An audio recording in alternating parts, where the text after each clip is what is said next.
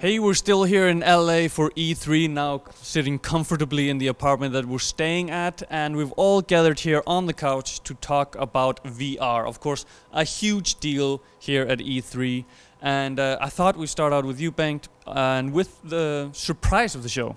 Yeah, so Starbreeze, Overkill, they're doing their own VR helmet, VR headset, something that's very, very cool. It's got that 210-degree angle going. It's sort of like you're in a fishbowl because it's like curved, and it's very much very high resolution, very cool things, very, you know. Yeah, it's like 5K resolution. Yeah. And it's not coming out now like the other headsets, so it's further into the future. They had this Walking Dead demo that was really cool. You're sitting in a wheelchair, got a shotgun. I think there's video of me doing that. Yeah, and you actually had a shotgun. Yes, and so yeah, very cool tech.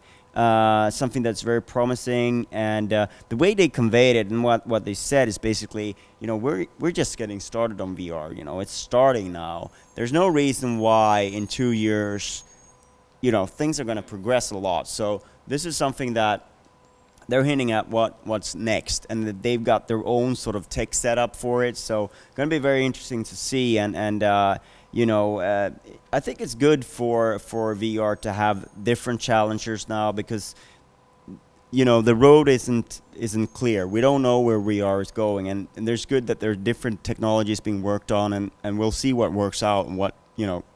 And from looking at the headset, it seems like it's using some sort of QR-based tracking. Yeah. But you said that it worked really nicely. Yeah.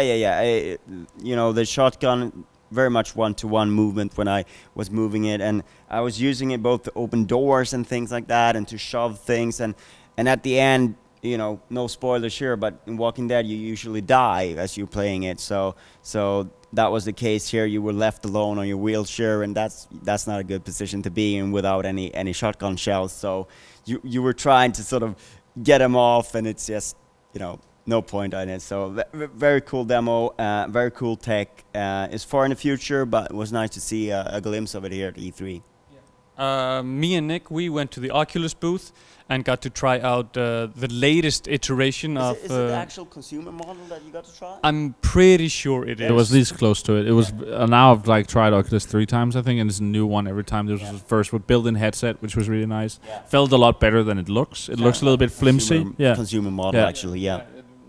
Nice and white finish, nice and tight, you know, straps. Was it white? I thought it was still black, but maybe I'm remembering wrong.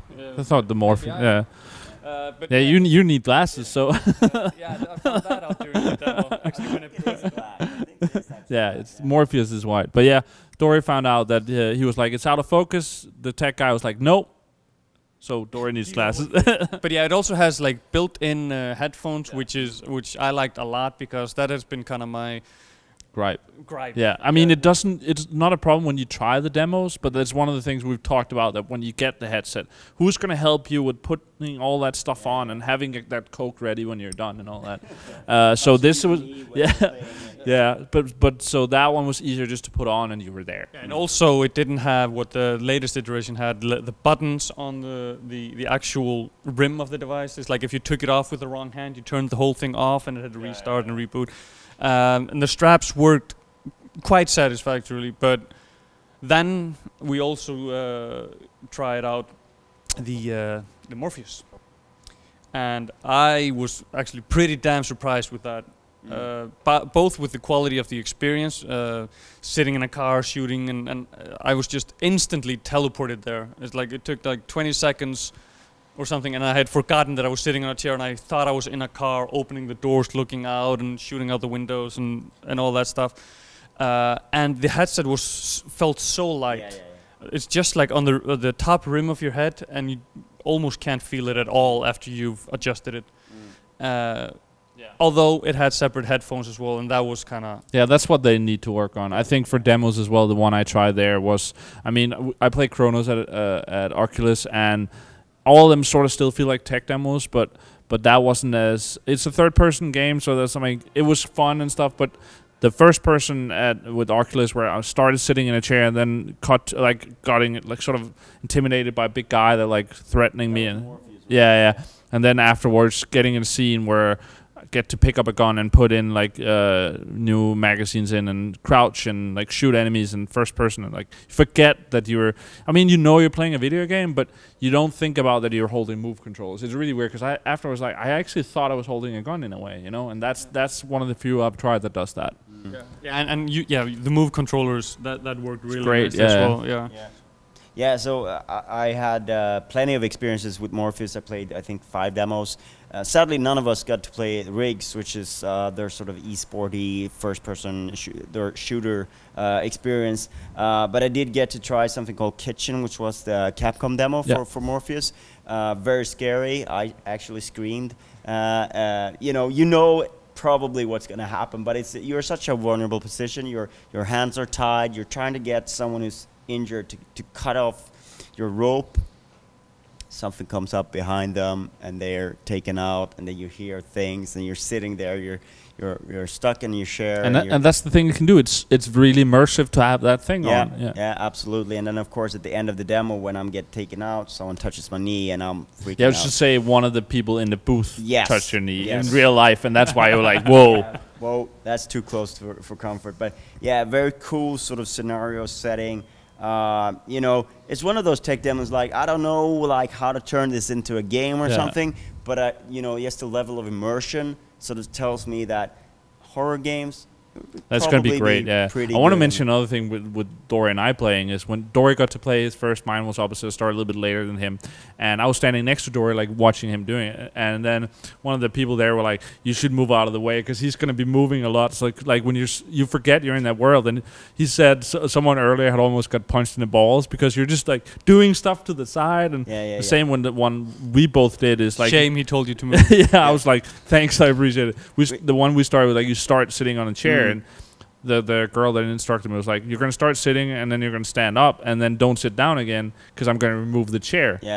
So, that says something about how immersive it is. And I wanted to sit down. I wanted to run around. And that's the one thing it's missing. I think that I don't know if it's that exact demo, but there is one of those demos with the heist where you're actually meant to sort of put down your guns on a table afterwards, and of course the move controls work as your guns. So they said, like, a lot of people when they were done with that demo just dropped them because they thought there was a desk there. To me, they didn't say that, but they said, like, don't let go of it. So that's a cool thing. I actually had an incident. We were playing this multiplayer game, sort of asymmetric, where one guy has the helmet on. It's like a playroom experience.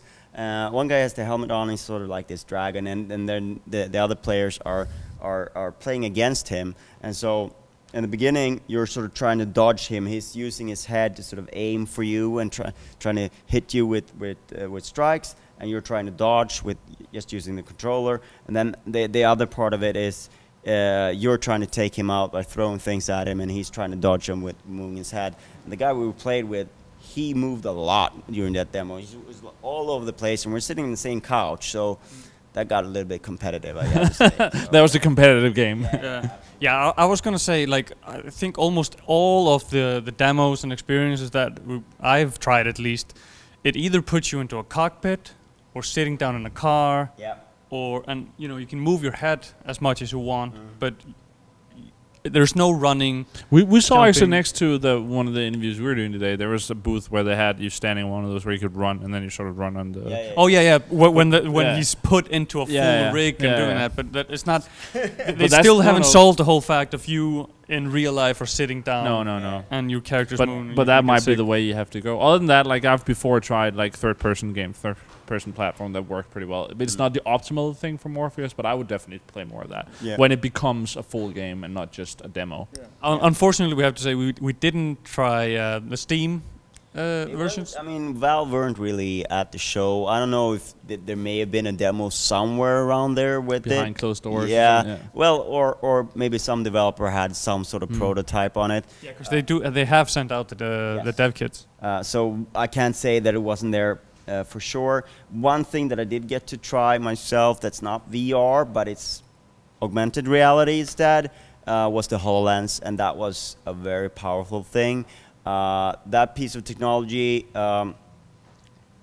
it's difficult to see like how it's going to be applied to games, like, but just as an idea, like if you can imagine like amusement parks and sort of things where you go into a situation and you get to sort of experience what's sort of like an augmented situation. That was really cool. We got basically what it was we got a briefing before playing Halo 5's Warzone, where we had the HoloLens on, and it was like a holographic briefing, and there were things in the environment. So we were walking with waypoints, like in this room that we were walking. So move over to the waypoint, and we were moving there, and we got assigned different positions, and it was very cool. And not quite sure, like that was a very sort of like we're just showing off the technology, but very. But the technology worked. Yes, it works. What is interesting about it is that the augmented thing is like it's like a little square in front of you, so